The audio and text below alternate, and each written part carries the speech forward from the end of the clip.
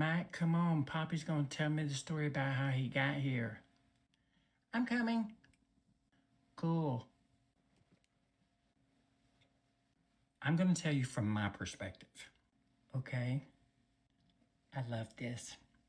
The first thing I remember is standing outside the door to a library, and when I walked in, there was these three huge beings standing there, all reading from different lists and books. Who was it? Uncle Morpheus, Uncle Phantastos, and Dad. I was looking around and I noticed that all three of them were just staring at me, and the tallest one, dressed in white, spoke first and basically asked what I was doing there. Wow. I asked where I was, and they told me that I was in the office of the oneiros, and they were the Dreamgods. Everybody was very intimidating. Your dad was scary and intimidating. They asked me who I was, and honestly, I couldn't remember anything. Basically, I could remember going to bed, and that's all. You couldn't remember anything? No, and the bigger mystery was they couldn't remember who I was either. They know every being that dreams, but they couldn't remember who I was. Wow. They talked about it, and they said they had to keep me safe until we figured out who I was. They didn't want to get in trouble with their Uncle Thanatos. He's one of the incarnations of death. Oh my goodness.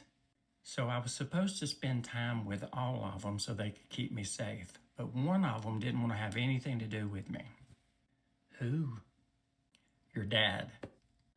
What? Yep, but your Uncle Morpheus insisted, so your dad finally spent time with me. And y'all fell in love and lived happily ever after? Well, we started really liking each other, and then it was pointed out that if I was a dreamer, I'd probably wake up and I wouldn't remember any of it. That's sad. That's when they gave me the room that you're in now. That way I'd have a place to stay until we figured it out. Awesome. Then your dad and I came up with the idea of the Office of Dreams.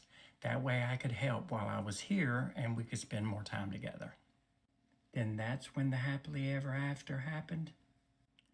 No, that's when the Impa Chalupa attacked and tried to drag me into the void. What? But your dad and uncles fought them off.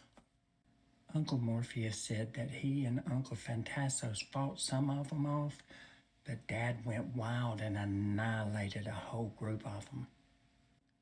Good. Well, after that, your dad told me he loved me. How did he do it? He told me his name. What?